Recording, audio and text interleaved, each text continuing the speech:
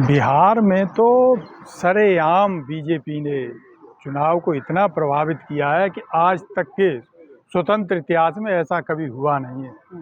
जैसे कभी महाभारत में अभिमन्यु को घेर लिया था, उसी तरीके से कि जब बन सकी ना बात किसी हेर फेर से, जब बन सकी ना बात किसी हेर फेर से, मुर्गे लड़ा दिए जंगल के शेर से।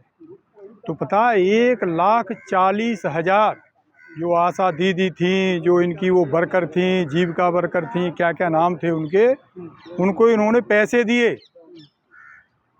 अब आप इनका षड्यंत्र देखिए कि पैसा खर्च हुआ सरकारी, लेकिन उनसे काम करवाया इन्होंने अपने लिए। तो ये तो खुलेआम लोकतंत्र का मजाक बना दिया इन्होंने। और ये हमारा, जिसको हम केंद्रीय चुनाव आयोग कहते हैं, ये केंचुआ पता नहीं ज़मीन में कितना गहरा चला गया है कि उसको कुछ सुनाई नहीं दे रहा है। चुनाव आयोग एक स्वतंत्र बॉडी है। हाँ, बॉडी है। और आप मान लीजिए वो भारत सरकार के लिए काम नहीं करती है, वो भारत के लिए काम करती है, वो देश के लिए काम करती है, किसी बीजेपी पार्टी के लिए काम नहीं करती संस्था। लेकिन उस संस्था का इतना पतन होते हुए मैंने तो नहीं देखा है। आपने कभी देखा हो तो जरा बता। इतना शांतिप्रिय चुनाव हुआ है कि चुनाव के दौरान खुलेआम मर्डर हो जा रहा है, चुनाव के दौरान खुलेआम सरकारी पैसे से वोट खरीदे जा रहे हैं, और चुनाव आयोग के कान पर जू नहीं रेंग रही है। तो ये चुनाव आयोग क्या बीजेपी पार्टी के लिए अलायंस कर लिया है या बीजेपी पार्टी के लिए ही काम कर रहा है? ये जबरदस्ती, जैसे कहीं आदमी अकेला फंस जाए ना तो गन पॉइंट पे लेके जो है उससे सामान छीन लेते हैं चोर। ये बिल्कुल उसी तरीके से पैसे के दम पे ये इलेक्शन जीता है बीजेपी ने। ये आज़ादी हमें खैरात में नहीं मिली है, और ये वोट डालने का अधिकार है, ये भी किसी आरएसएस और बीजेपी की बदौलत नहीं मिला है। इसके लिए देश के करोड़ों लोगों ने कुर्बानी दी है। तो कांग्रेस, आप जान लीजिए, कांग्रेस कोई ऐसी पार्टी नहीं है जिसका कोई देश की जनता से या देश के लोगों से वास्ता न हो, कि केवल दो उद्योगपतियों के लिए ही काम करती हो। कांग्रेस देश की जनता के लिए काम करती है। बिल्कुल समीक्षा हो रही है, और समीक्षा में ये पाया गया है कि यहाँ का इलेक्शन इन्होंने सरकारी पैसे से खरीदा है, यहाँ वोट सरकारी पैसे से खरीदे गए।